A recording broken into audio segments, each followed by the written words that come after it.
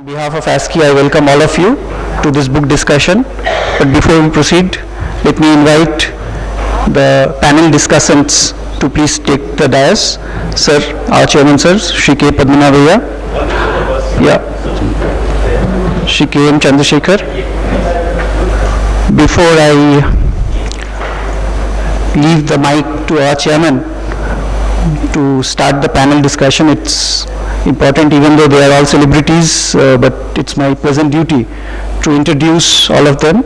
I'll start with our chairman, Shri K. Padmanabhaiah, who retired as the former Home Secretary, Government of India. He has, to his credit, a Master of Science from Andhra University and a Master's in Financial Management from Jamnalal Bajaj Institute of Management Studies. In both occasions, he was top of the class. Sir has been conferred with the Padma Bhushan in 2008, and as you know, he has been a key person bringing the long protracted negotiations with the Naga rebels and for bringing the political process back to line in Jammu and Kashmir. Now let me introduce Shri K. M. Chandrasekhar. He was the 29th Cabinet Secretary, Government of India from 2007 to 2011.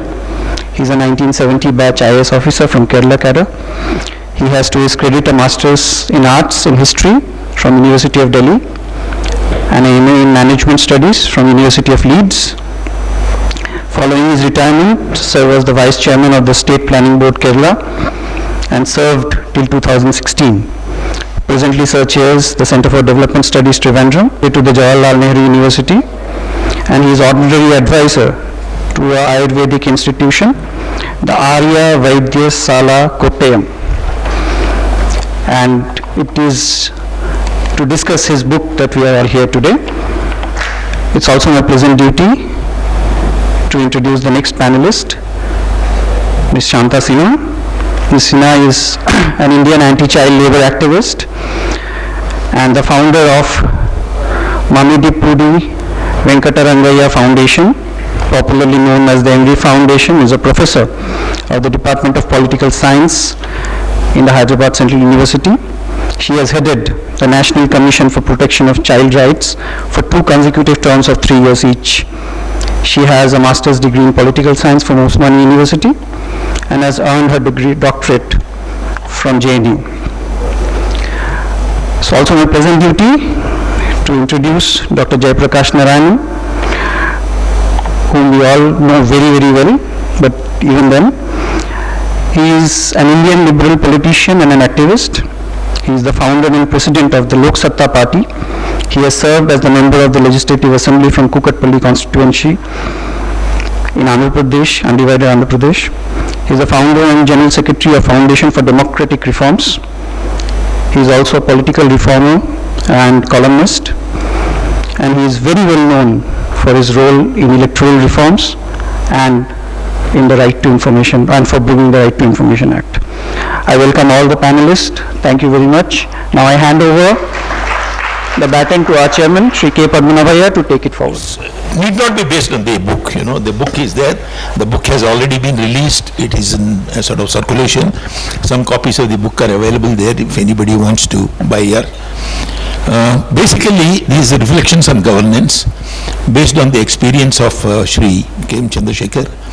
As the DG has said, Mr. Chandrasekhar has the distinction of being Cabinet Secretary for full 4 years continuously. Which is a rarity, in Government of India. Before that, he was commerce, our representative for the WTO, and he held some other posts also. He was in Brussels for some time as our representative. Then even a number of boards after retirement. He was on the Kerala, Vice Chairman of the Kerala board and all that. So he was Revenue Secretary in the Government of India. So he has extremely wide experience. And what my role would be of that of a moderator, the program is like this. I would first request Mr. Chandrasekhar to speak, and four of us here, the time given is 1 hour, so we can take about 15 minutes each, but I would cut down mine for about 5 to 7 minutes because moderation only. I would request Shri Chandrasekhar to introduce to this subject and also give his views on the reflections on governance. I have gone through the book very thoroughly. There are some wonderful chapters on that, on democracy, on decentralization, on federalism, on corruption. Is it corruption? That's what he said. On the role of the CAG and on the role of institutions building. So much is there, written in various chapters. I wish you read the book thoroughly because I found it extremely interesting, to read. So with this introduction, I would request Shri Chandrasekhar to give his speech, followed by Dr. Jayaprakash Narayan would speak, and then the lady Dr. Shanta Sinha, and then I would sum up the whole thing. Then there is, the session is open for question and answers, if any of you would like to. So, to put an intelligent question, you must listen to the speakers properly, So I hope you follow that so that you can ask good questions, Thank you. The speakers speak intelligent. Yeah, I hope so. To ASCII. I came here long ago when I was cabinet secretary, and I made a speech. I don't know what kind of speech I made and what I said at that point of time. But today I have written this book after many years of reflection. So I'm probably a little wiser about the things I did right and the things I did wrong. I have been quite frank in this book. I have not tried to elevate myself. I have given credit to those colleagues who worked with me. And wherever I went wrong or wherever I felt I had not done enough, I have said that quite frankly. And for the younger people, I have added one epilogue which summarizes my learnings. Now those learnings can be relevant to civil servants, it can be relevant to youngsters going into the corporate sector. It's relevant to everybody, but they may not necessarily correspond to what you have gone through in your life. I am so grateful to Dr.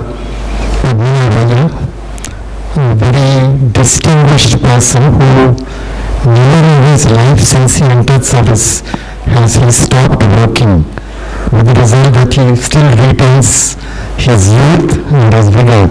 That's a really great thing. When I met him today morning, that is the first thing I told him. When I met him 15 years ago, they haven't changed at all. So, and he's an officer whom we respected very greatly because he wanted nothing for himself but gave everything to the system, to the government. And then we have Dr. Jayaprakash Narayan. He is Dr. Jayaprakash Narayan. He is, I like him particularly because he was fourth in the IAS in the year 1980, which was the position I held exactly 10 years ago. So there is a great deal of association between us. He decided to drop out of the IAS, but since then he has done some very significant work, very significant social work, which has, I think, benefited the whole country. And he continues to think, which is a quality that after a certain period of time people lose. He thinks, he energizes people. I believe his institution has about 12 interns today working with him, the number of interns. So it's obviously doing very well. And I think this kind of institution certainly makes a big difference to this nation. And then we have Dr. Shanta Sinha. She was my contemporary when I was Cabinet Secretary in Delhi. She was in charge of the Child Protection Council. She is of course a very big name. She has won the Women Magsaysay Award. She has been awarded Padma Shri, that is long before, in 1998. A brilliant a person who has really devoted herself to the cause of children. And I remember she used to keep coming to me very frequently when I was Cabinet Secretary. I hope I was able to be of help to her at that time. Now, while I am talking about the people in the panel, I also recognize before me that the people sitting in the audience are also very distinguished people. People like Mr. R.C. Chaudhary, Narayan Rao, and a lot of very distinguished academics who are here. So there is really no distinction between the people sitting on the dais here and there. I would really like to engage in a very interesting conversation with all of you.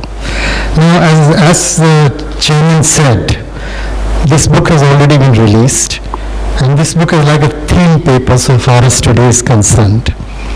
I have brought out certain points which I think are important, and the present also has come into it, because when you're writing 10 years after the events of the present also have necessarily to come into this.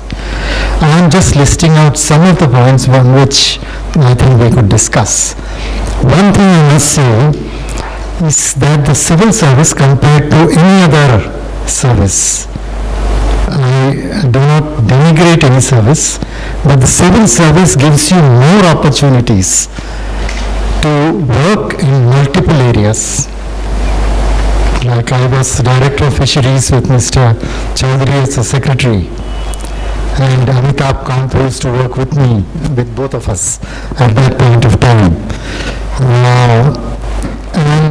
I've worked in agriculture, I've not worked in home, I don't like home very much, but I worked practically everywhere, and I worked abroad also, in Brussels and in Geneva. So this kind of variety of work, I don't think you will get anywhere else. And this is also a great opportunity because it is possible to achieve positive results. If a civil servant really puts his mind to it, he can achieve fantastic results. And we have an example here sitting on the dais, Dr. Jayaprakash Narayan, who has done a great deal of work while he was collector in a couple of districts. And there are many others. I am also on the jury of a newspaper which gives awards to district magistrates. And some of the work they have done impresses me immensely. I think I've also, when I was collector, when I was cabinet secretary, I was not one who stayed all the time in Delhi. I used to move around. I used to meet young officers, and some of the work they told me impressed me hugely. I think we got the kind of essence for good and really effective management within this country, which if we are able to develop a system that can make use of them, then we really can be among the best administered countries in the world. I have mentioned where I have done well: Civil Supplies Corporation, Fisheries Department, India's ambassador to the World Trade Organization. I thought that was the best part of my career because I achieved all that India wanted. Fighting alone against the US and the EU, who had combined, and Dr. Chakravarti will know a lot about that because intellectual property rights, the fight, and many other areas, competition, policy, investment, etc. We really were able to manage them, create coalition.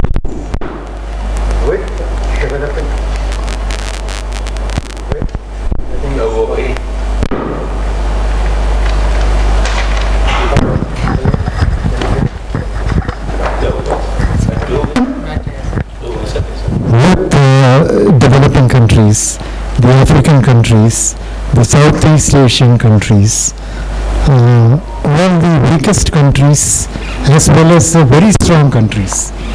We got a good coalition going with Brazil, China, Egypt, Thailand on agriculture, which helped us very greatly to counter the big two, the US and the EU. So this kind of opportunities you get in the civil service. But at the same time, I have always maintained, and I mentioned in my book very clearly, that whatever I have done is a result of teamwork. Everybody has to work together. Nobody can say that I did it, I didn't. You can't say that at all. It is the work of a team. The work of the leader is only to direct his team in such a manner that the results are obtained. The other thing is, thanks to my bosses, thanks to my ministers and chief ministers, I have the freedom to take risks. You see, nothing in this world can be achieved without risk taking, whichever is the sector. You have to be, if you don't take a risk at the right point of time, you will fail in your decision making. What needs to be done at that point of time, but later on, when the CAG decides to look into that, some of them will go wrong, some of them will go right. Uncertainty is part of life. Even in our normal life, some things will turn out right, some things will turn out wrong. But when the CAG looks at it, he has got the benefit of hindsight, and therefore he can find fault very easily. But that should not stop us from doing what we need to do for the benefit of the country and for the people. So risk taking is essential. But one major failure which I had, and this also I mentioned in my book very clearly, is that I could not bring about real systemic change in administration with the help of great people like Dr. Padmanabhaiah. We had introduced a system of called the Result Framework Document. And the basic idea which we had was that government is process-oriented. It is entirely process-oriented. If you look at all the committees, all the commissions that have been formed, they have talked about particular areas where change can be made.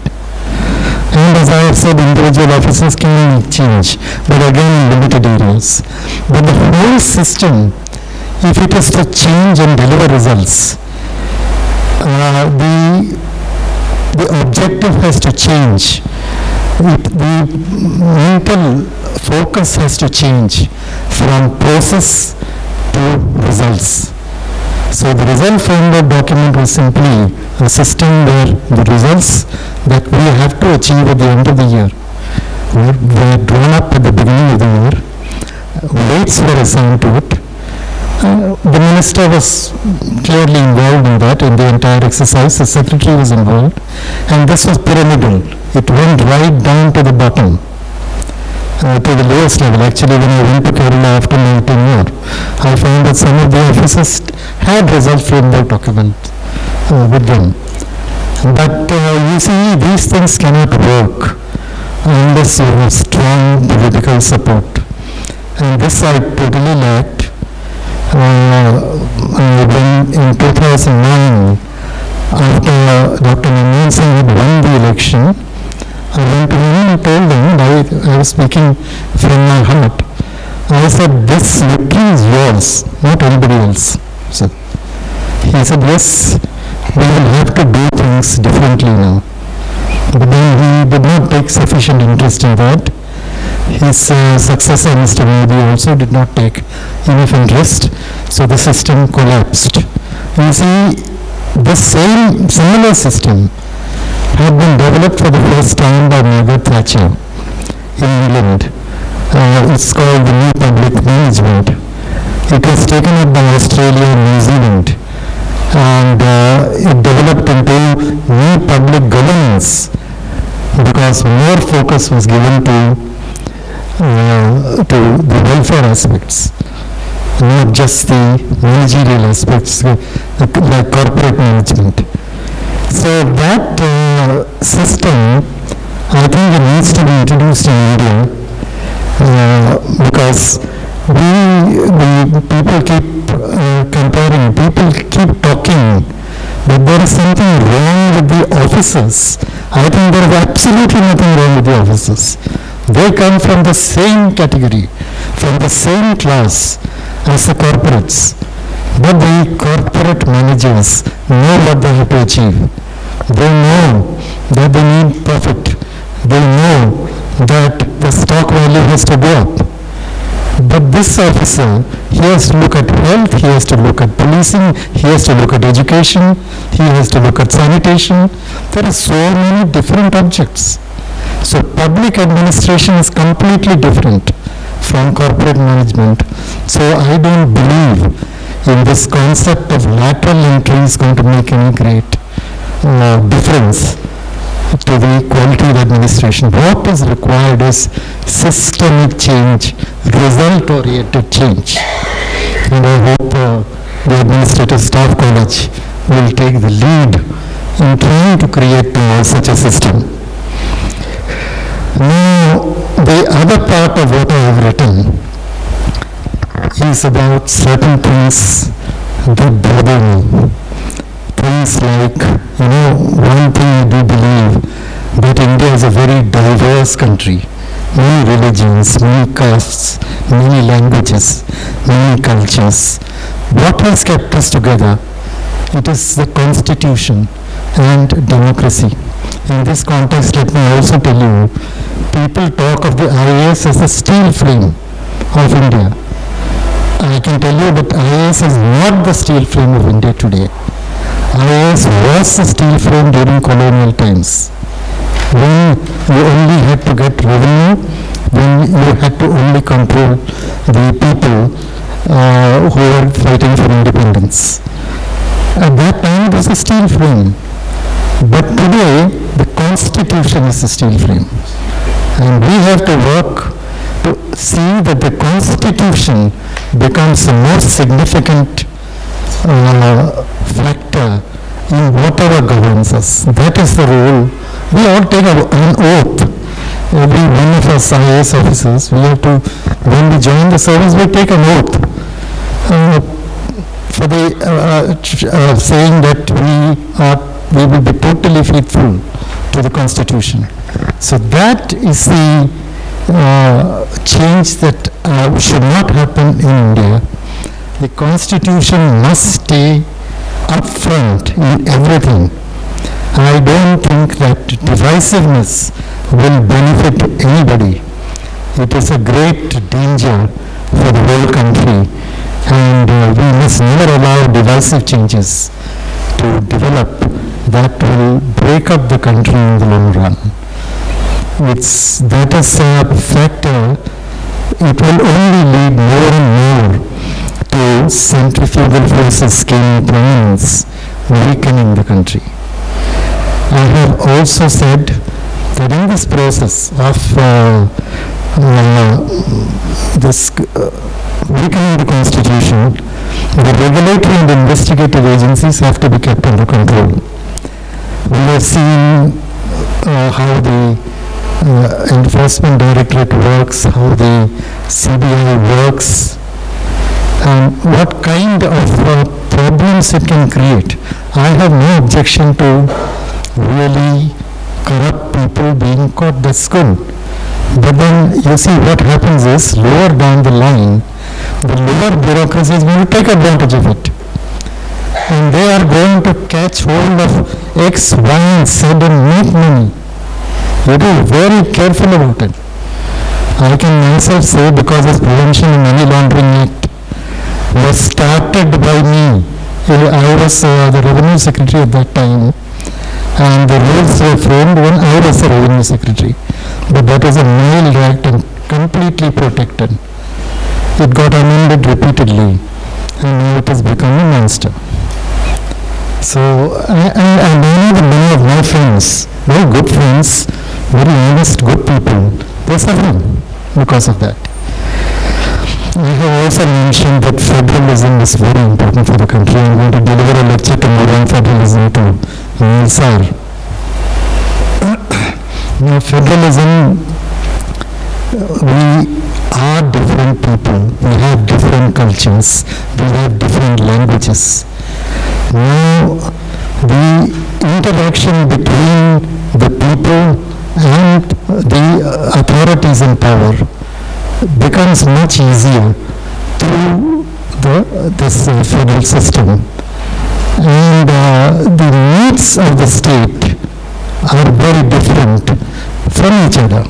Now, I have mentioned federalism, I have talked about federalism a great deal. You know, what is happening today, which worries me a lot, is that the revenue resources of the states are coming down, that of the central government is going up considerably.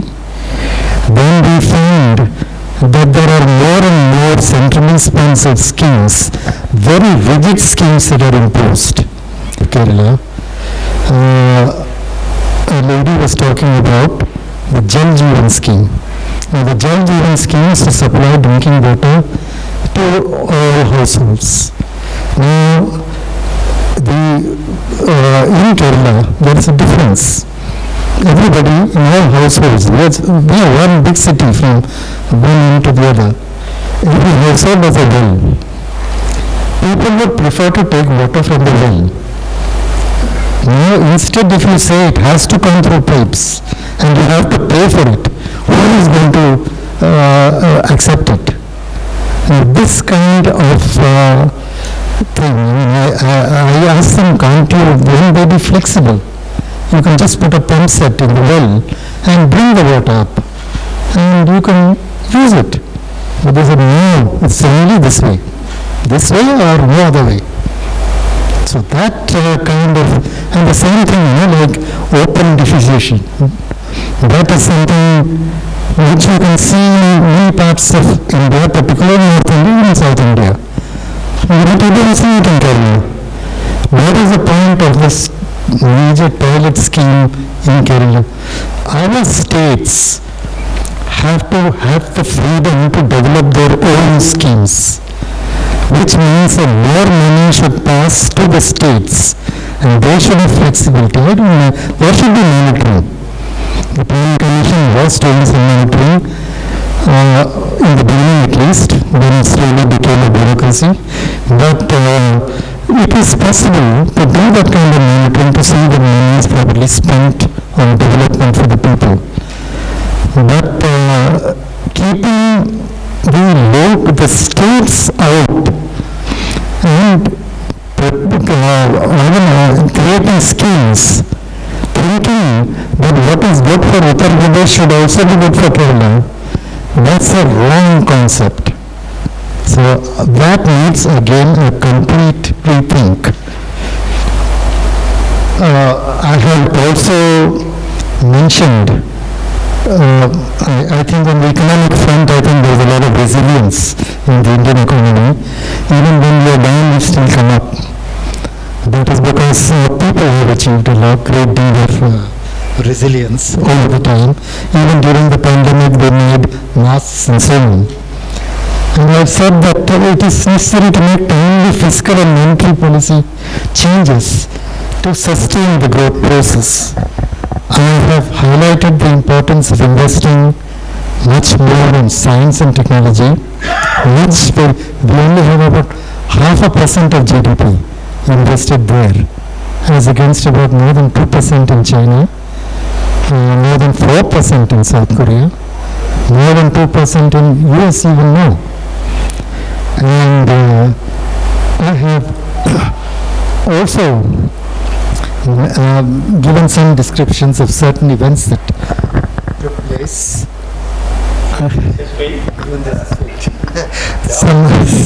some that is the 26/11 crisis. I have mentioned and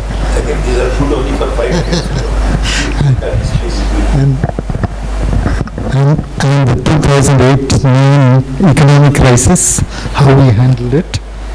So that is in some parts of my book. I hope you will read it and enjoy it, and I really look forward to the conversation today. Now, I want to make it slightly light. Mr. Chandrasekhar is a very precise man, and he wants everything to be done properly. He asked him, "Are you a doctor?" before addressing and he addressed me, "Doctor." I am not a doctor. I just wanted to tell you. Only a Mr. Because I heard you asking somebody in Madras, "Are you a doctor?" So on the stage, So I want to be cautious, So that is it. Now, he made some very important points. I have noted down all those, but I don't want to repeat any of these. But one point I wanted to mention about this, the governance system, from being process-oriented, it should go into result-oriented, this one, that he has made. And we did this and succeeded to some extent with the public sector undertakings. Because what we did is, there is something called Memorandum of Understanding, MOU, between the government and the public sector undertaking, saying this is the support we give you from the government, and this is what you are required to do in turn every year. Targets were fixed, and that is how a lot of public sector undertakings have, turned over into profit-making ones.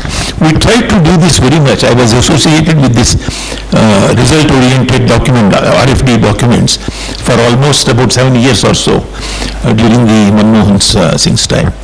Unfortunately, when Modi ji was the Chief Minister of Gujarat, the man who was piloting this, Prajapati Trivedi, he went to Gujarat and PM praised him. He said, "It's a wonderful scheme, we must have this, But the moment he came to Delhi, he sort of threw it out. He said, we need not take up. This government, Modi government, did the same. Two other instances I would tell you. Aadhaar card, he condemned it initially. He said, "What is Aadhaar card?" and all that. And he also he was very critical of this, what is the other one? Employment Guarantee Scheme, MNREGA. But later on, he has been converted into sort of a great votary of that. He has brought out another point. This present government takes a lot of credit for direct benefit transfers, and then Jan Dhan Yojana, and so many things. But the foundations are a digital economy. For a number of these things, the foundations were done in the previous government. So it is a continuing process, So one can't say that we have done it and they have not done it. This process in our Indian governance is a fault line, I just wanted to mention that. And then bothering him, he said, Constitution is the steel frame, not the civil service. He is very right on that. And he talked about divisiveness in the society, how it is affecting that. And then regulatory agencies, he mentioned. Federalism, he has mentioned. Now, I wanted to give an example. The Chief Minister of Telangana had once said, "Why is the Prime Minister interested in Gram Sadak Yojana?" Prime Minister's Gram Sadak Yojana. Gram Sadak should be in fact, it should be the responsibility of the district administration, not even the state government. But it goes right up to the Prime Minister, So that, I am reminded of that famous cinema song, मेरे अंगने में तुम्हारा क्या काम है करके. So what has the Prime Minister got to do in the villages, you know? It was something very surprising. The way they took away the federal government, I mean the union government have taken over the responsibilities and duties of the state governments, you know. These are the points he made. Later on, while my turn comes, I would elaborate on that. But I would now request Dr. Jay Prakash Narayan, a real doctor, you know, he is sort of a medical doctor also, to please give his comments. Thank you. Thank you, sir. I'm delighted to be in this gathering this evening because we're all deeply committed and concerned about what's happening in the country. And I've had the pleasure of reading the book very carefully and fully. Mr. Chandrasekhar clearly represents the best of civil services. We all can take pride in that. If you measure the best of our civil servants by integrity, by passion for public good, and competence, is a rare combination of all three. I wish I could say that of all civil servants of India, notwithstanding your kind remarks. And the book is very engaging and readable. Normally civil servants' writings are boring and dull, and we have had several memoirs in this country of civil servants. R.P. Niranathan told by an idiot, very humorous, engaging book too, all kinds of things. But this book, while it's serious in tone, is eminently readable, very lucid, very fluid, it flows very easily, and it's a remarkable tribute to his clarity of thought and linguistic skills. And as he said in the book and today, rarely when somebody is autobiographical do we deny ourselves the self-indulgence, the self-aggrandizement and blaming others for all the follies. Atmastuti Parananda. This book is completely devoid of that. In many ways, it reflects the qualities that Mr. Chandrasekhar and the finest civil servants they represent in their careers. I'm very grateful to you for the contribution to our literature on this subject. My association with Mr. Chandrasekhar was very brief, some 17 years ago, 18 years ago. I remarked to the then former finance minister, but future prime minister, we didn't know that he would be a prime minister, that if indirect taxes regime in India is improved, India will probably gain in terms of economic growth by 1 or 2 percentage points annually.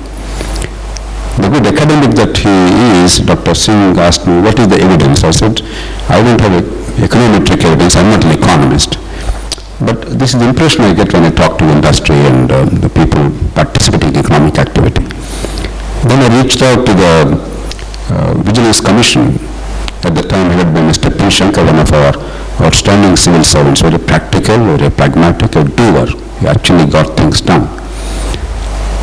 And he reached out to Mr. Chandrasekhar, and Mr. Chandrasekhar kindly came down to Hyderabad at the time when we had workshops to look at what are the specific, simple, practical reforms to be undertaken in the Central Excise and Customs and Service Tax, the whole indirect taxes regime. It was a very fruitful set of workshops, one in Hyderabad, one in Mumbai. And the very people who were part of this very dysfunctional system actually came out with a set of wonderful, very robust, very practical recommendations and action points. Again, his book repeatedly talks about how you should take the team into confidence. A lot of things are possible. About civil service, we all know I'm sure almost all of us read and watched those wonderful series, Yes Minister and Yes Prime Minister, between 1980 and 84, if you recall. Anthony Joe and Jonathan Lynn produced that hilarious but very realistic at the same time, very thoughtful series Yes Minister, followed up by Yes Prime Minister from 86 to 88. Even now, whenever I am a little down, I go back to them and watch them. A civil servant being dedicated to their own permanent priesthood, inward looking, status quoist, resisting the reformist impulses of an elected politician who got the mandate to transform the country. That is the classic caricature. That may or may not be true, but there is always a temptation to be status quoist.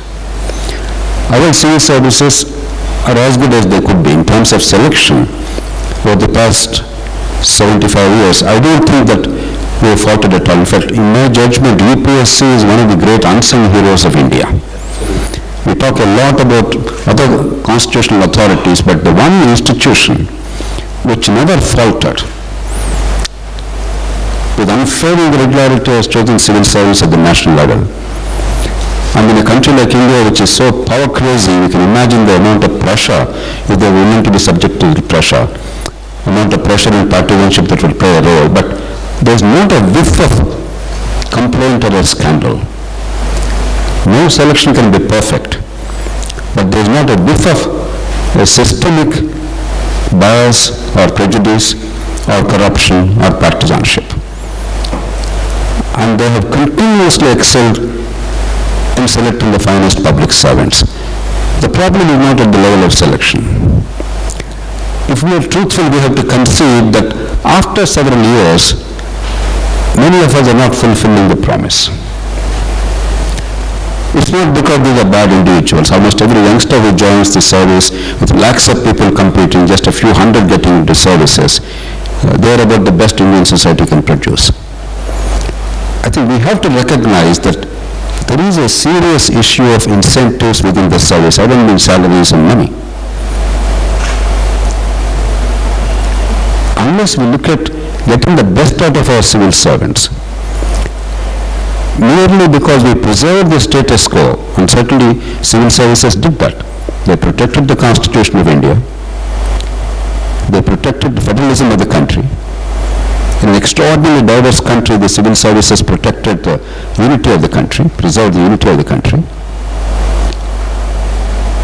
And while it's not the steel frame of the British era, it certainly held the country together. And in moments of crisis or in mission mode activities, including election management and disaster relief and VIP visits, some people call that also disaster management, the civil services excel. But in terms of many other areas of delivery, if we do not recognize that there are serious problems, that they are not merely one of resources, or even public policy or the political will, if we don't recognize that there have been serious deficiencies, then we would not be able to make improvements in the country. I think all of us have experienced when we go around the country, after the first 10 years of service.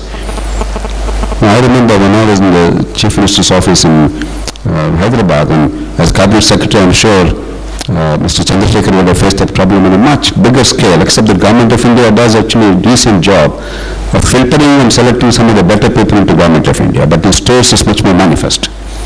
For every key job, the Chief Secretary or another senior colleague and I used to say it. And for every key job which the government thought or the government policy demanded high level of competence, we had the same 5 names. And we used to end up laughing. How many positions can you accommodate 5 people? So there is a crisis. And Mr. Chandrasekhar made a point. We're talking about the new public management in other countries, the executive agency model, and he made valiant efforts, and he very candidly admitted, despite all those efforts, nothing will change, because I think the civil services are not willing and ready to really subject themselves to a degree of accountability and performance measurement. Because we are cushy, we are comfortable. A system that gave us the privilege, that gave us enormous power and prestige in society, that gave us a lifelong security, that gave us guaranteed promotions and vertical mobility irrespective of performance. That's simply maybe good, like old-fashioned feudals, but it's not good enough for a modern democracy and a modern economy. I think we have to candidly recognize it.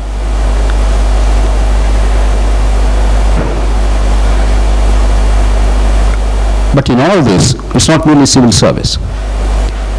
I think all the key players of Indian governance process, the politicians, the civil servants, and the judges, from time to time we think that one group is wonderful. Early days of independence, politicians could do no wrong. They were freedom fighters, Gandhi's disciples, men of sacrifice, and so on and so forth. But over time we realized they were men of clay, and then I remember around the time I joined civil services or a little before that, in any debate in the state assembly, there is a problem or a crisis, let us appoint an IAS officer to inquire. That solves the problem. 20 years later, let us appoint a judge and or go to court. And I think increasingly those skills also have fallen. If anything, I actually believe that the politician is the least guilty of this triumvirate. Because at least the politician has the compulsions of day-to-day survival and pleasing a wide constituency of enormous diversity in an extraordinarily poor country with a dysfunctional democracy. And there is a lot of insecurity. A civil servant cannot claim that. The lifelong security that, thanks to Patel's success in ensuring the civil service protection, lifelong security. To the best of my knowledge, outside of Indian subcontinent, there is not a country on earth which gives so much of protection to civil servants. We cannot complain. But at least civil servants can say, look, our sense of well-being is affected. Even if our jobs are not affected, because they can transfer you at will. And again, Mr. Chandrasekhar pointed out, I didn't know this, in UP, there was a time when every 2 months officers were transferred, 3 months or 2 months. We were all bad here, but it will be better than 3 months.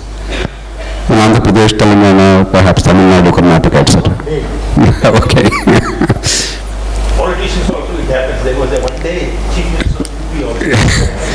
Jagadambika Pal. One day only. And he brought down a BJP chief minister. He is now a BJP MP. He is now a BJP MP. Anyway, but the judges, I don't mean to offend anybody, but we have to be objective in understanding the systemic crisis instead of eulogizing and pretending. The judges, they are invulnerable to political vagaries and they have lifelong tenure, there is independence of judiciary. I think by any honest and objective assessment, they have failed as much or even more than the rest of the players in the governance system of India in terms of competence, integrity, speed, concern for the nation's good. So the reason I'm making this point is there is a systemic crisis. It's not about individual excellence and morality alone. Individual excellence and morality is absolutely necessary. But in the absence of a governing system that creates the best kind of incentives in entry of the finest people to serve the public, empowering the right kind of people to do the right kind of things, and dissuading the people from doing the wrong things, if the systemic failure is there, merely depending on a few heroes is not good enough. We do have a few heroes in all branches of government, in all areas of activity. I think we have to dig deeper. What are the big things? If God appears before us, what will things that we would seek? Mr. Chandrasekhar even today talked about decentralization. He comes from a state, the only state in India which cares for decentralization. The rest of us are all bogus. Our 73rd, 74th amendments are a fraud on the people of this country. I have no doubt whatsoever. They created overstructured, underpowered, monumental folly. If at least we didn't have that amendment, the state should have had the freedom to design in a manner to suit the local requirements. At least in some places some good have emerged. Even that good was extinguished by this well-meaning but ill-fated, very foolish 73rd, 74th amendments. Local governments are a disaster. We are the most centralized government on planet Earth if you exclude a few absolutely third-rate countries that don't really deserve any mention. We are far more centralized than China, Pakistan, Bangladesh, name a country. And we don't think there's something abnormal about it, something absurd about it.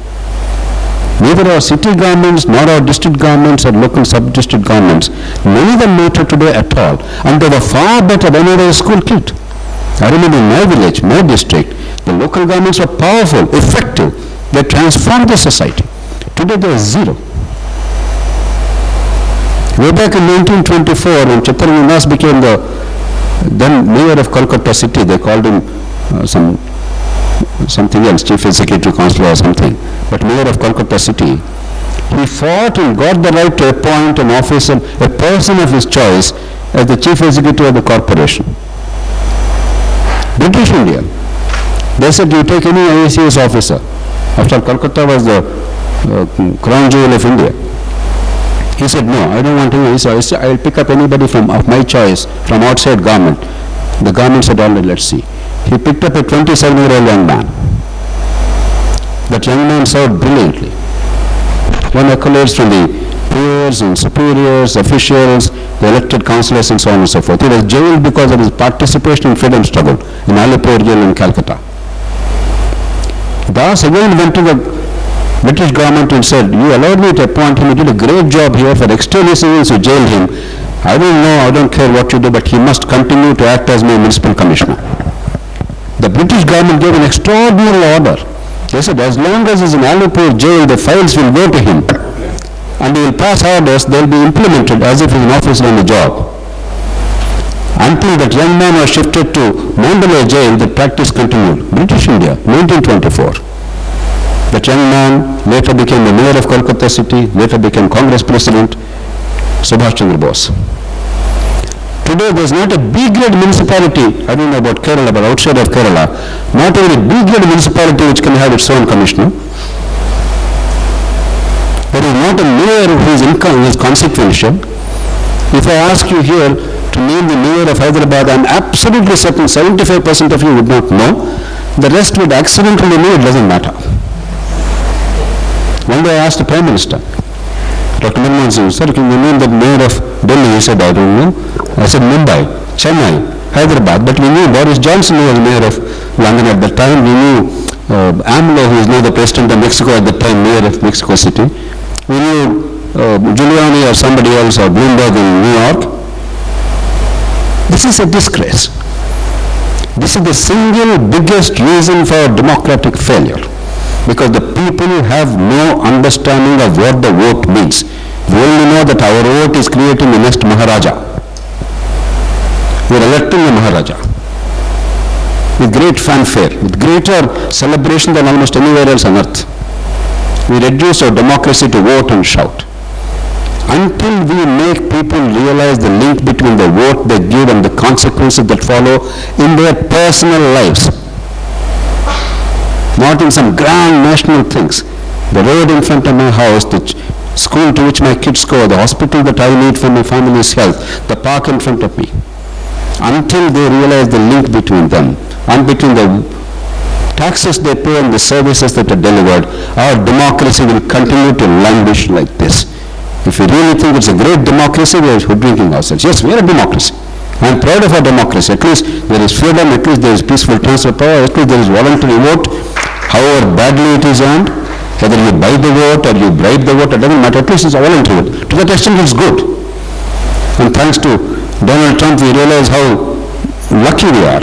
At least we have an election that is conducted and we all accept the verdict. But is that enough?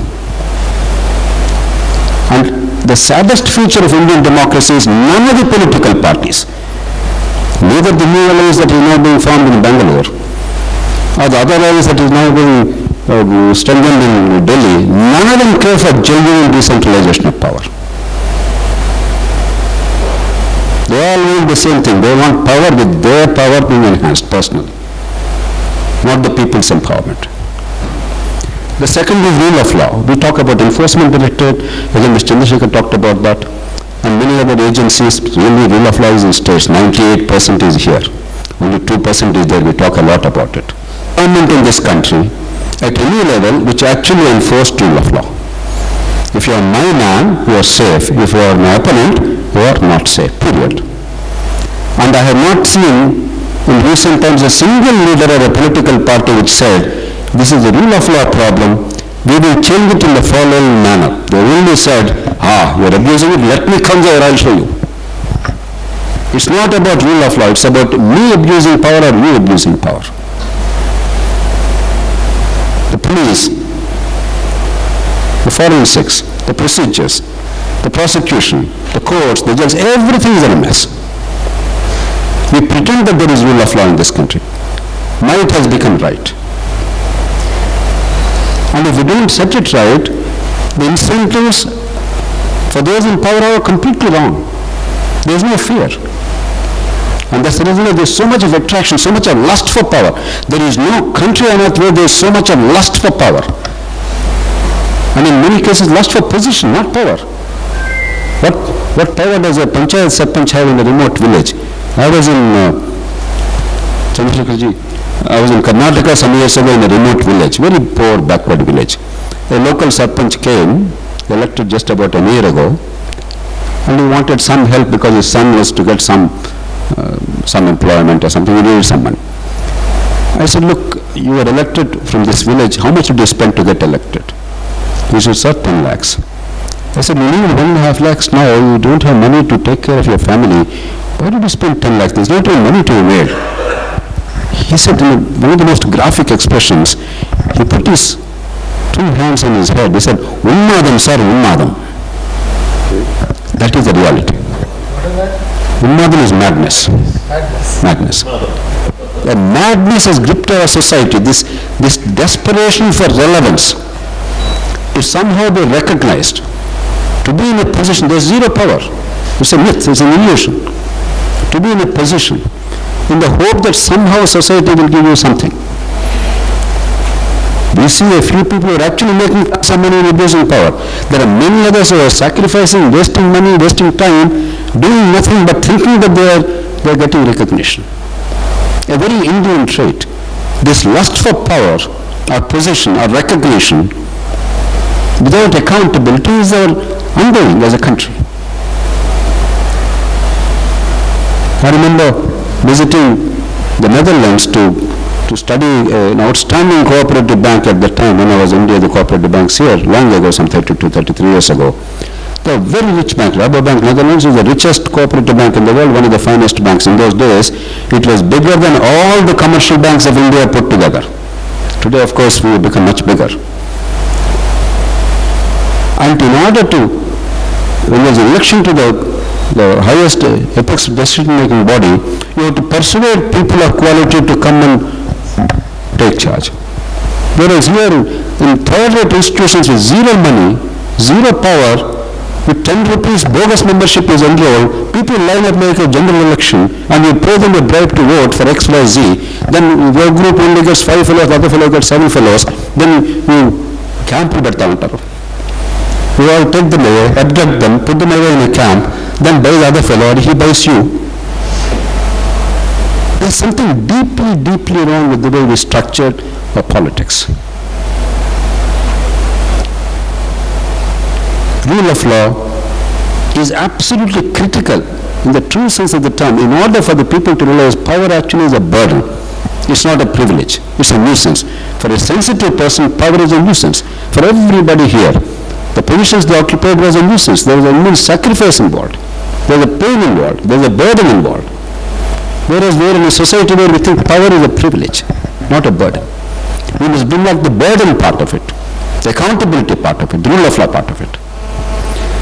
The third is electoral system. Kerala is an exception, one of the few refreshing exceptions in India. But increasingly in every part of the country, money is playing a role. And if I tell Mr. Chandrasekhar with all his knowledge, he will be shocked at the numbers here because he is from a very uncivilized state like Kerala. 40 crores per assembly candidate is peanuts here. Assembly. In by-elections recently held, 2 of them in Telangana, the expenditure incurred by the 2 major candidates in each of these elections was, in one case, I think Huzurabad, about 350 crores, an assembly by-election. One seat would not affect the fortunes of the government or policy. The next one did even better. How much? About 400 to 450 crores. Each of these by-elections cost more than the total cost of the 650 parliament seats in Britain in the 2019 general election for the 2 major parties, Conservative and Labour put together. All the candidates in the Britain and both the major political parties together have spent less than one by-election in Telangana. Now, if this does not raise alarm bells, if that does not make the Prime Minister, the party leaders spent sleepless nights. I don't know what you're doing. This is monstrous. This is abnormal, absurd, unsustainable, ridiculous. You have to change the electoral system. We're well past the stage when we can do preachings and lectures to political parties and the people. People, please don't take money and vote. Parties, please don't give money and take the vote. It's too late. Because if political parties and candidates say we don't give money, you're guaranteed to lose deposits in most constituencies in many of these states. Years ago, I was in Goa at a national conference. Somebody from Kashmir received me, some journalist. Just then, about a year ago, a few months before that, Kashmir elections were held. I said, how is the Kashmir election? He said, no problem, sir. National conference, 1,000 rupees, and PDP, 1,500 rupees, or some numbers he mentioned. I thought Kashmir election would be about Hindu, Muslim, India, Pakistan, freedom. Then I realized Kashmir became a part of India. I was shocked that it was happening. I was elated that Kashmir will never secede now. It became the mainstream India today. This is spreading everywhere. Northeast is cost 70 crores for a Lok Sabha election. 70 crores. One of the most prosperous chief ministers in the country is the chief minister of Arunachal Pradesh. It is on record that Pema or somebody is worth about 800 crores or something. What is there in Arunachal Pradesh? There is a grand battle of ideas going on in India. There isn't. There I take umbrage with many people who genuinely believe that there is a grand ideological battle going on in India. There is a battle for positions of office. Even if you think that the alliances actually matter, a large number of them are completely interchangeable and indistinguishable. Only the label changes, but the same fellows here are there. Last word. I'm an optimist. Despite all this, I'm fully cognizant of the realities of some of the realities of the country. I'm an optimist because I also see some tremendous things happening in the country. Despite some changes in style, the substance of federalism is very real in India.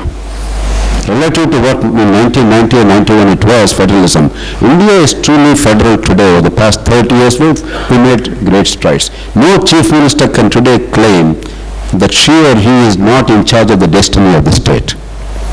In 1990, no matter how powerful or how big a mandate you had no control at all, you had no role at all. We have become, at least to that extent, a far more mature country. Technology is making a march. Some bright entrepreneurs, some global circumstances, and a few sensible policies by successive governments are giving us an opportunity. But unless we improve education and health care, the service delivery, it will not work. But one last thing, as I said, the thing that really bothers me now, because many of these things are long-term, some things are getting better, some things are not getting better. But one thing that could spell the doom for the next generation, potentially the most hazardous thing, the most proximate danger to India's economic growth project for the next generation, to me is the fiscal management of the governments, in particular, the reversion to old pension system. 3% of the people getting enormous benefits out of town and deferred benefits without allocating the money in the budget today. As a former secretary in the Ministry of Finance, Mr. Chandrasekhar knows more than anybody else.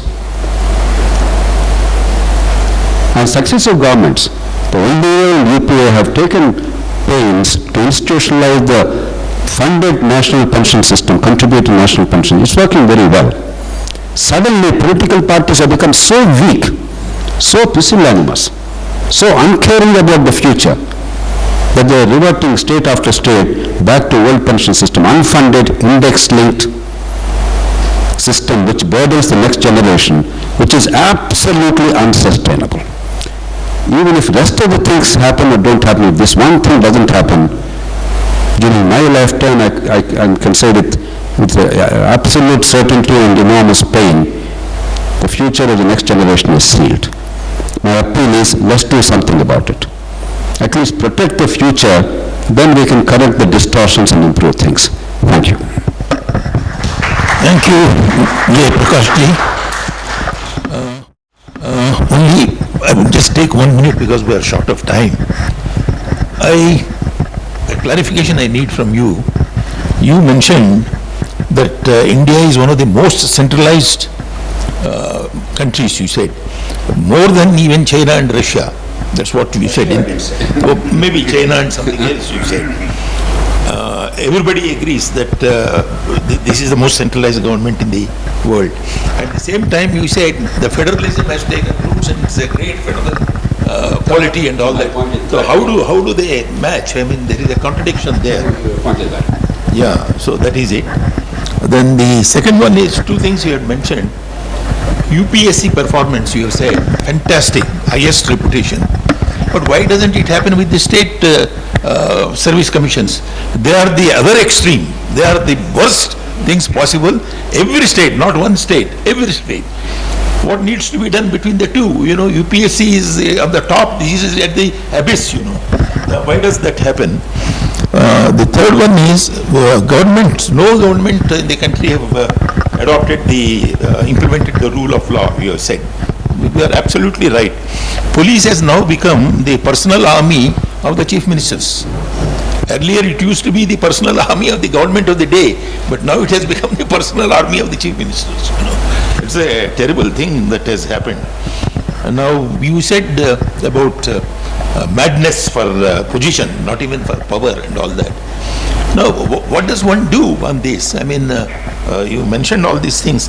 Then cost of the elections you mentioned at one time. And then you also said that, you know, election, you have to pay some money and that cannot be stopped and all that. But they are not spending their money.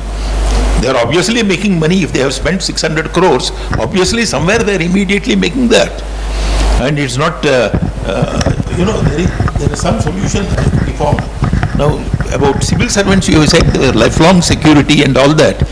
But politicians do also. I mean, for 30, 40 years, the same politicians continue from one party to another party to this party. I mean, they're just moving around, that's all, you know. Jagadambika Pal, whom I said one day fellow, he's still alive. I mean, he is now in the BJP, as you have said. So, the security is also there. You mentioned about pensions.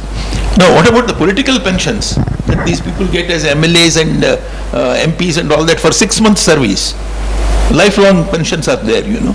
So, I think one needs to look at all these things with greater degree of this one, you know, study.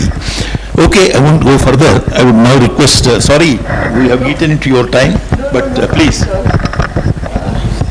Thank you very much. I really enjoyed both Chandrasekhar ji and Jay Prakash's very, very erudite lecture. I must tell you that I must thank you for having me here, and I am not a bureaucrat, I am not a civil servant. I don't know what I am, but I know what I am not. And while I was taking my notes, Chandrasekhar was too long name, so I kept saying KMC in my notes. Just to aside. But when I read the book, let me tell you, it is totally unputdownable. If you begin, you cannot do anything else. You will even give up your lunch because you want to know what happened next and what happened next. That is the texture of the book. That is what it is about. And it is that because it is about our country. It is about our civil servants. It is about a passion of one person and also passion of multiple of persons whom he has interacted with, and through their eyes he really spotted the journey of India's democracy and development. And if you really want to know what India's democracy was about, what India's development was about, what the role of civil servant is about, this is an indispensable reading. Not just that, even just from a lyrical style, I think one will have to look at this. It begins with his own family and belonging to a railway, a family in the railways. When he described the journey of the railways, it could be my journey in the railways too. It was no different experience. The way we went into the compartments, the memories of the railways, the kind of food we ate, the kind of travel we had, the looking at the countryside. And when I was reading that, I thought I missed something. I missed the railways so much. It came across so well. It's not just about railways. He talked about Brussels and Belgium and took us through a a journey of the city of presence as if it was better than any tourist guide. It was so good, you know. So, of course, I know Padmanabhai Garu, J.P. Garu are so involved in politics and governance, but look at the book for all the finer, other very human details that he has just nudged in to the book with a huge amount of humor and passion. I think you will have to look at that. It is also very insightful. Today we heard the news of Oommen Chandy's passing away. He did mention about Oommen Chandy with such fondness. I would like to read just one although there are 3 to 4 paragraphs about him in different places for today. And I will take about 10 to 15 minutes down. Now, he says, and because you know it's so important that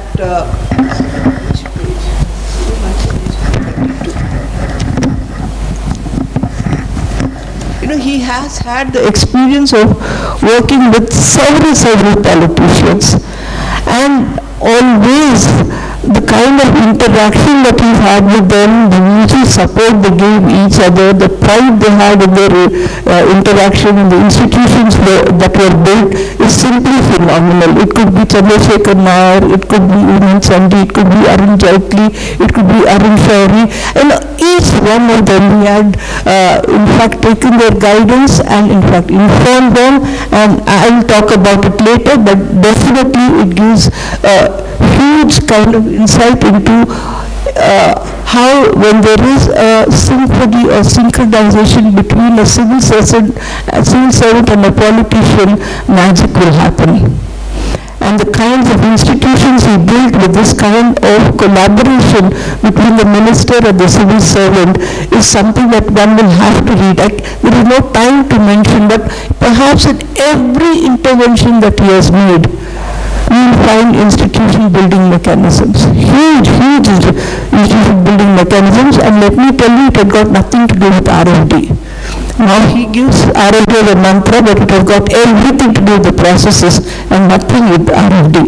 If you have to conceptualize your own work, sir, it's not about your RFD. You didn't even know what results would come out of it. To anticipate that this is what will happen, you knew what processes had to be done, and I think I differ with many of you that processes are important, results will happen in any case if you adopt good democratic processes. That is what this book is about. You know, I'm sorry for this feedback, but I think what RFD has done is made everything so mechanical. When I was in the country, I knew I could do much more, I did much more, but just to be able to show accountability, I did the minimum requirement to make me sail through for the next year. But then nobody looked at the processes that one has actually introduced. But let me come back to Chandy. Now he says, while easy accessibility makes a leader popular, it can also work against him when people later found to have not so honest intentions are seen as vicinity. This happened to Chandy, just as it happened to many others. Yet he believed, this is Chandy believed, that by being accessible, he did more good for the people and was willing to take the risk of things occasionally going away. He was always open, friendly, and willing to believe in the innate honesty of those that met him. His office was so open that one morning, while he was away in the cabinet room, a mentally unstable person came and sat in his chair and started making telephone calls from the Chief Minister's room. This too did not ruffle him. He was only highly amused. I think this is the best tribute one could pay for Chandy sir today when we remember him and remembered so fondly. Now let me go back to other things that he talked about, and this is what I had already mentioned, that he introduced us to the institutions he built through dogged perseverance from one day after the other in his career as a civil servant. What is important is that one assignment that he took had nothing to do with the other assignment. Each assignment was unique, unique experience, unique history, unique institutional arrangement, unique governance system, everything was unique. Often there is a debate on the generalist and the specialist. In the service sector, should there be generalists, and this is what we do in public administration all the time. Reading his book, I think the debate between generalist and specialist has been a false dichotomy. It's absolutely a non-issue to me. When you look at what you've written, what you've specialized on, it seems a non-issue. The issue is the constitution that has given a civil servant an authority, a power to convene, to design, to plan, to implement, and that power and authority gives them the imagination, the creativity, risk-taking ability, learn and be quick on feet. That seems to be what was happening in your own book. I hope I have understood well. So everybody is a specialist and a generalist. There is of course a role for expertise. And Chandrasekhar also consulted experts, but then after some time one became more than an expert in every area that he took. What fascinated me a lot, because I'm very wary of the time, what fascinated me a lot was his role as a diplomat, an ambassador for India in the WTO. Like when you go to a position like that, from what he describes, he goes with an empty hand, almost a blank mind, gets into the system at the heart of it, and comes out with something as beautiful as G20. There are so many mechanisms that went through, so many processes. The way he describes is so fascinating, and in fact, you feel so enthusiastic about it. Please read that chapter. It gives you all the information in such an easy manner on the trade agreements, on the role of agriculture, how United States and European Union are out to bleed you and exploit you, how they think only about their interests, how they have shifted the paradigm that you are not the one that is important, it is our farmers that are important, how they brought together a document, a draft that was actually had to be accepted by all the countries. And here he also mentioned the alliances that he made with Brazil, which was not on par with India on many issues. Brazil, China, Egypt, all these countries that he made. And in fact, what fascinated me is your one-on-one relationship with 40 of them. Each one of them, the kind of public relations you have to develop.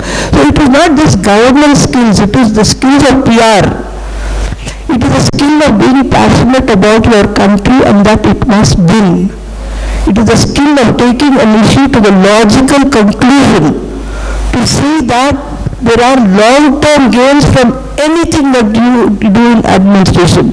It is a skill that you leave behind something which can continue even if I am not there. It's G20 is continuing when it was, I think, which year was that? You were there in 2004-5. This was 2004. Yeah. 2002. That is when the foundation for G20 was laid, and today we are celebrating it with such, revelry. So I think, I am so excited about the book, so that is why I am speaking to you with such excitement and with great incoherence, but you must read it because it's more coherent than what I am telling you what the book is about. Please read that chapter, and it's just simply wonderful. Then I would like to also,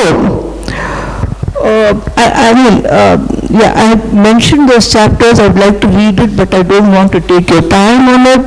But I would like to read a para on Nehru that he said, because I think the country is going through a huge amount of crisis. We have forgotten the foundation stone of our nationalist movement. We have forgotten the people who contributed, who sacrificed, who thought, who visualized, imagined India the way it should be. And it is in that context, the very simple, elegant paragraph on Nehru, I thought I must read today. I'll read to you that paragraph just now. it touched me a lot. It really touched me. And I think each one of us must know what Nehru was about, you know. And he said that in the context of Indian foreign policy. I'm quoting Chandrasekharji. Indian foreign policy has turned many somersaults since independence. For the first 5 years, the young republic, led by an idealistic Prime Minister Jawaharlal Nehru, exercised influence in the global country of nations far above its weight in terms of its economic or political power. Each word is important. This was a time when India was a force to reckon with, rapidly being recognized as the most strident voice in the third world. Unfortunately, which I also agree, it is almost fashionable today to make disparaging remarks about Nehru. People forget fast. We forget that if not for Nehru having guided the fortunes of the country for a decade and a half after independence, if not for this resolute adherence to constitutional values, even in the face of adversity, the Indian democracy would easily have gone authoritarian way, like many other countries emerging out of colonialism.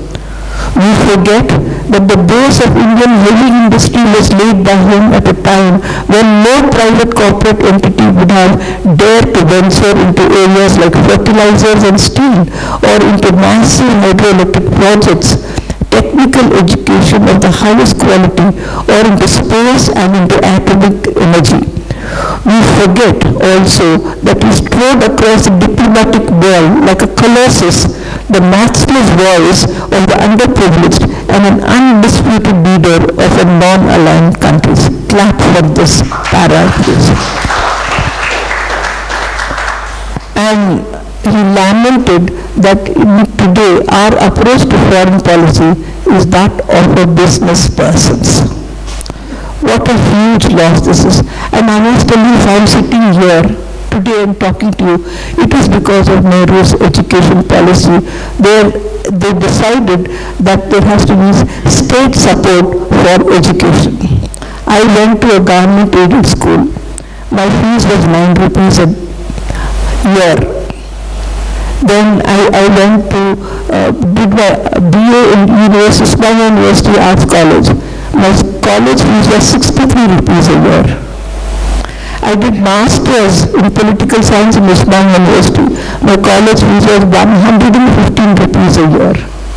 Then I joined JNU for my PhD program. There also my college fees was 115 rupees a year. And now we are saying our children, those who have been excluded, marginalized, must go to private schools, must pay through their nose, and we are giving them babies, free subsidies, and we should cut all that. Why? Why did middle class, where my father could easily have afforded my education, did not pay for education, and once we have gained it, we decided that the poor don't need free education? I agree with JP. Education has to be subsidized. It's a public good, and Nehru did feel that you will have to have free education. It's a public good. It's much, much later that the privatization, commercialization, and competition, capitalism, market has entered into the private. It's time we rethink, reconstruct our past to make it relevant for today. Anyway, I'll come back to another reflection. The portion that he did on reflections of democracy and dictatorship.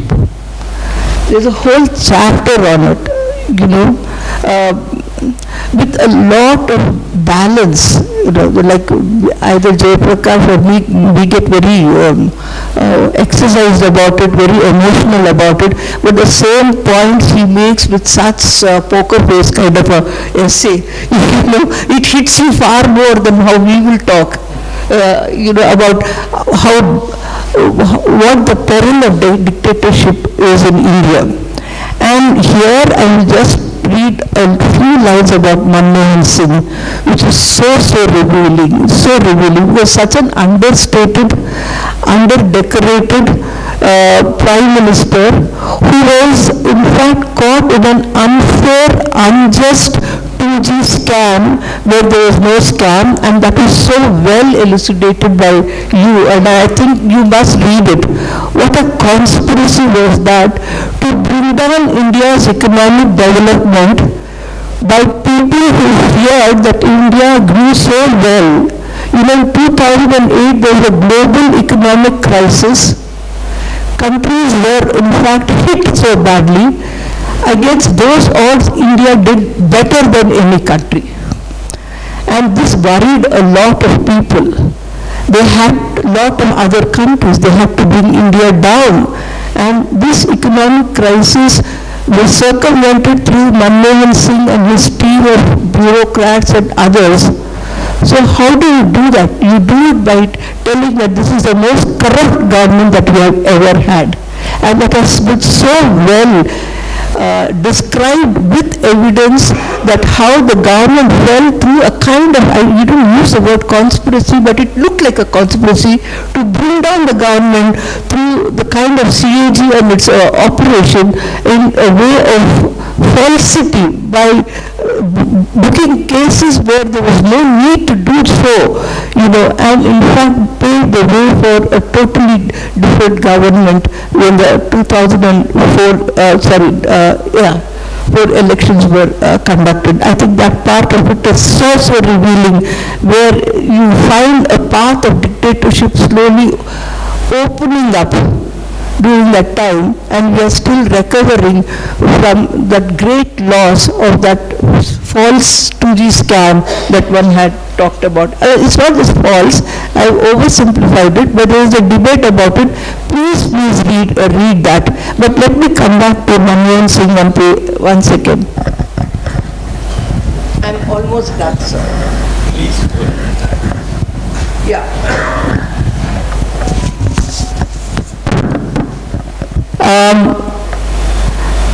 I'll say KMC.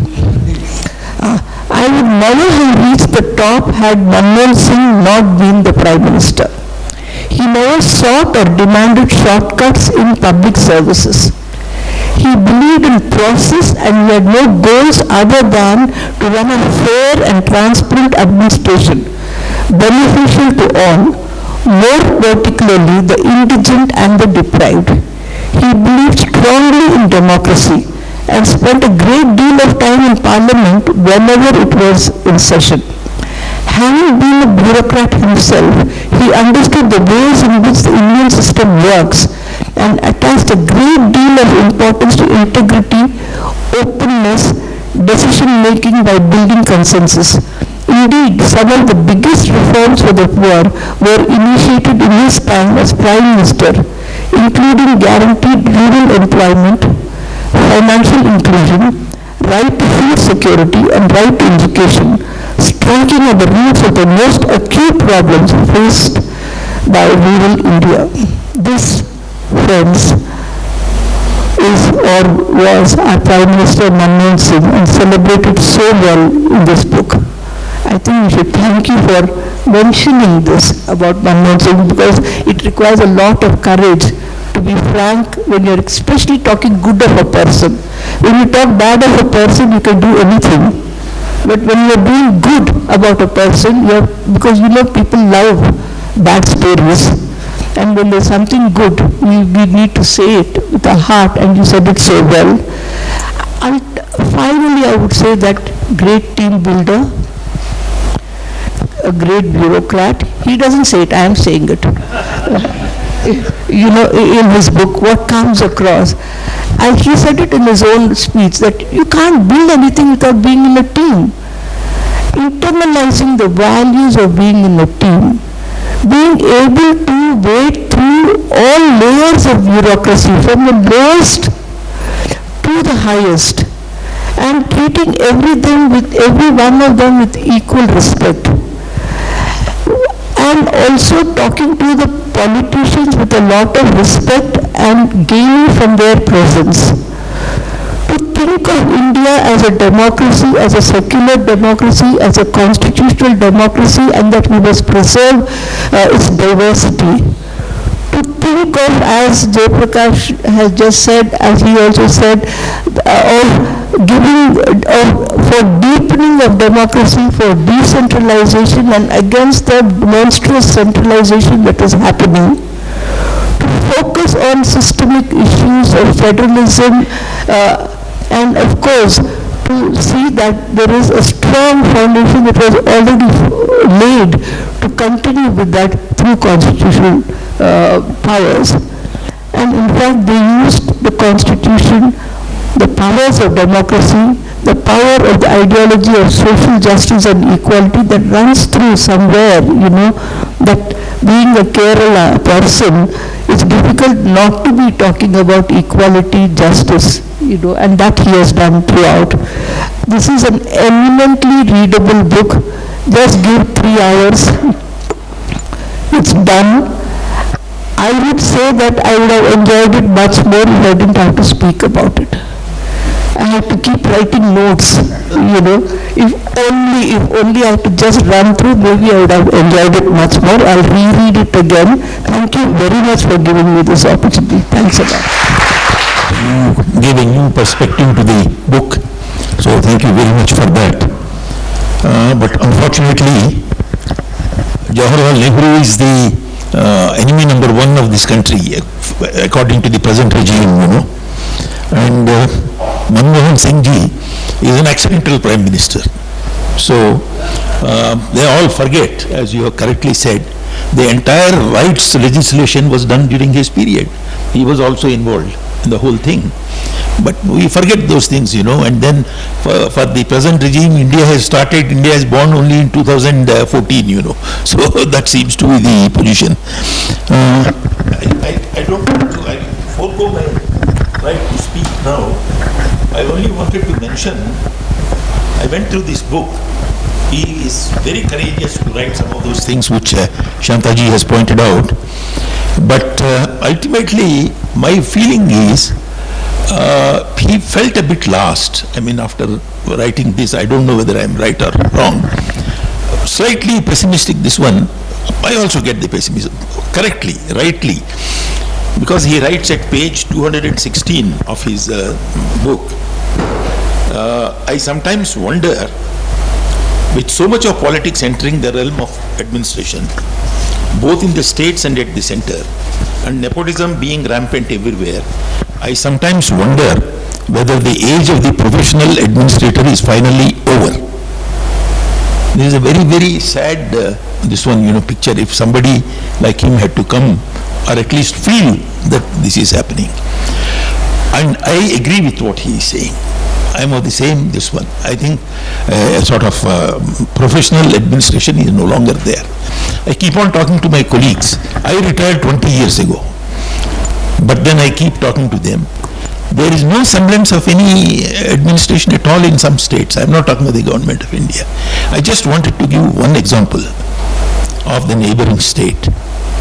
What has happened is 2 days ago, the Andhra Pradesh Panchayat Raj Association or some such thing, and the Andhra Pradesh Sarpanchas Association, both these people have wanted the police. They went and met the various districts, the district superintendent, and they wanted to file a criminal case against the present government for having swindled 8,900 crores of their money without their knowledge overnight from their funds into this one.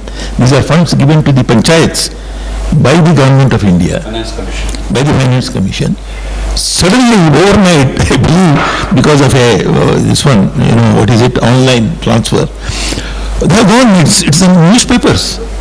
Now, can you imagine? Now, this government has created, so much of expenditure, borrowing left and right, there are no limits. What happens to the civil servants, what advice they give, I don't know. Because government cannot borrow beyond a particular limit, what they have done is, outside the budget borrowing, outside of budget borrowing, a body called Andhra Pradesh Development Corporation or something has been created, and it borrows money, huge amounts of money. And to borrow the money, what they have done is, it is unheard of. Unheard of. I mean, I can't even sort of say these things. Government offices, schools, MRO offices, buildings, they have all been mortgaged to the banks to raise these loans. And the amount of money that goes into the establishment expenditure is unbelievable what is happening. Now what they have done is, for a group of 50 houses in each place, Gram Panchayats are out. I said their money has been taken, but the Sarpanchas have no power at all. They don't have any responsibilities now. Jilla Parishads and all that have been closed. Now they have what is called village secretariat. I was mentioning to you yesterday, this morning when we met. The village secretariat perhaps has about 15 people or so. And then there are ward committees in the cities. For each ward there are some people. And then for every 50 households, there is a volunteer who is supposed to go and this one. And then his wife also is now employed. Whoever is the volunteer earlier, in the last month or so, it's called Griha something. The name is there. It's a catchy Sanskrit name.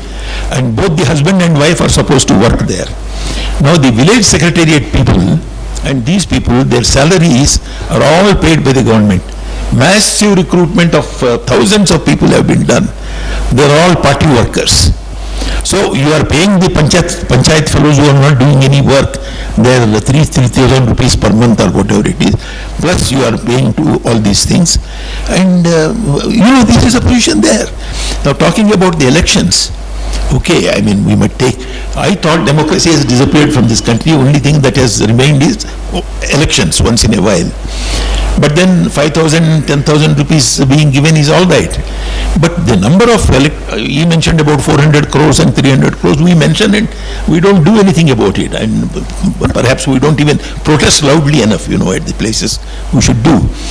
Now, electoral rolls are being sort of managed so badly that the other parties' names are deleted, your party names are increased. When these elections took place at Munugodu or whatever place, I meet a lot of people in my walks, They tell me people from Hyderabad went and voted there. People who have nothing to do with that, they went and voted. So the other parties' names are deleted, your party names are there, and so much of money flows.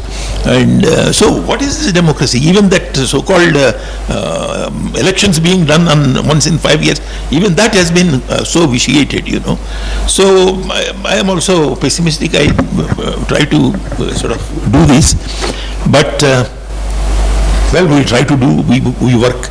As he works in his own way, we work and we hope some improvements would come. So I wouldn't say anything more. I would leave the floor open for questions. Yes, Doctor, this one. I would have been happy if judiciary also was included, so it would have been complete. And my question is to Madam about this child protection and their rights. Maternal, paternal care, nutrition and child abuse and labor, child labor. What is our inference now? We have been declared as third growing nation in the world. So what is our present scenario regarding this child labor or sexual abuse and other things?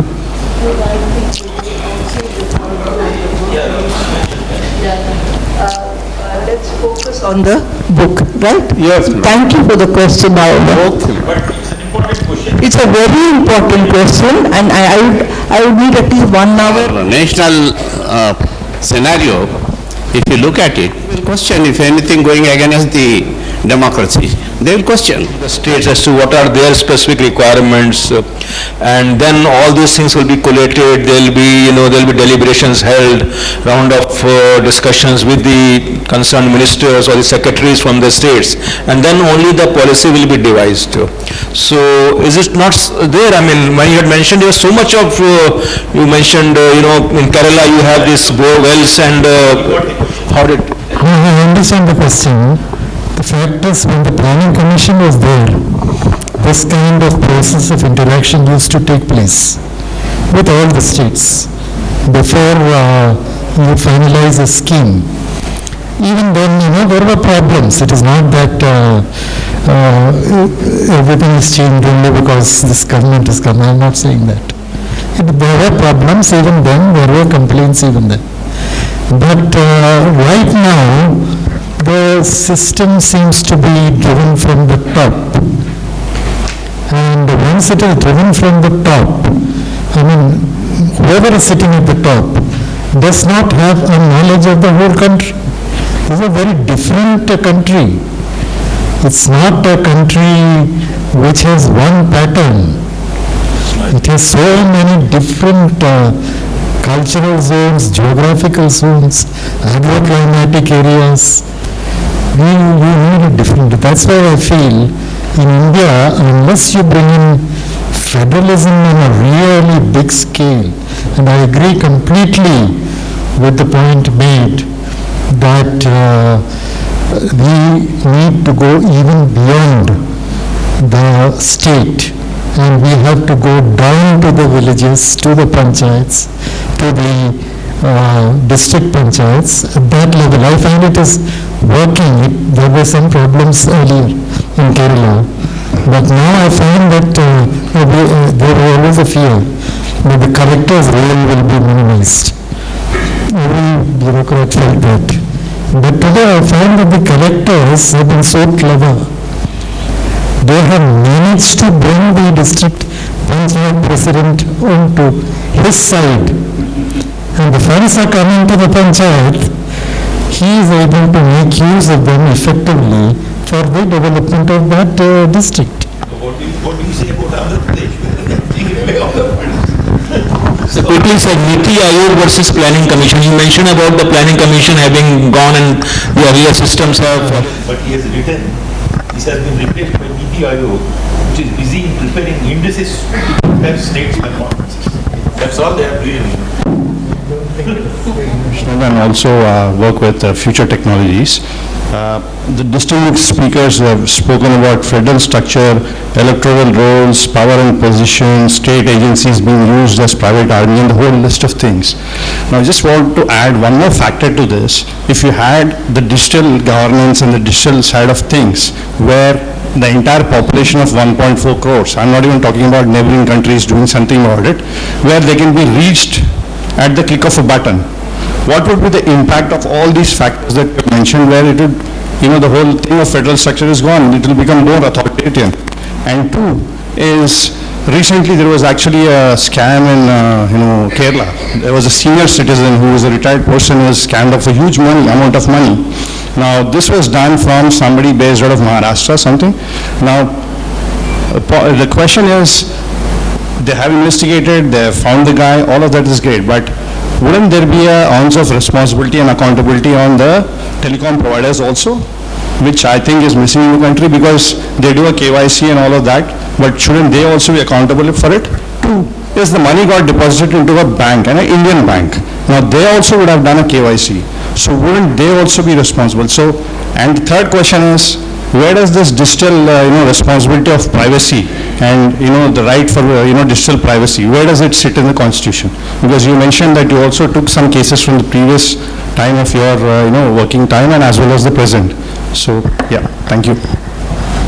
I agree with you that there are a lot of problems with the kind of digital progress we are achieving. For one thing, you mentioned all the scams and so on, which take place. Let us not forget the fact that India is a hugely illiterate country. We do not have, I really can't understand, because in many cases people of my age we find it difficult to deal with many of these internet things. Now, what happens to the people in the villages? What do they know? How are they going to approach it? Now, and another thing that I noticed, and which I came to know the difference only recently, there is a thing called digitalization and another thing called digitization.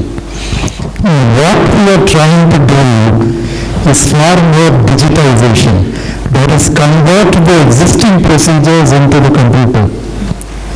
Digitalization means improve the systems, but improvement of systems is not taking place.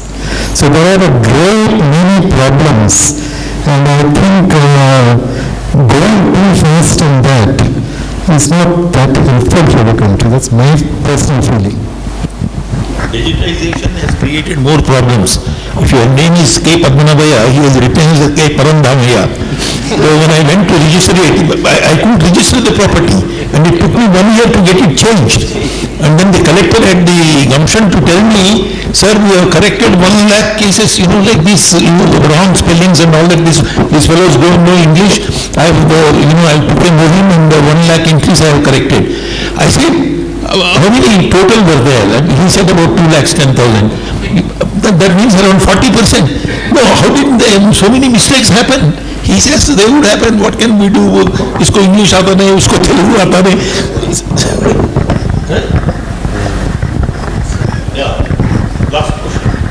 So myself, Hari Krishna, I am a hospital management program person. Sir, JP sir, for you, my question. Sir, I think UCC plays a major role in creating Indian history, or it is a strategy of a particular politician. UCC, Uniform Civil Code, plays a major role in Indian creating history, or it is a strategy of a politician.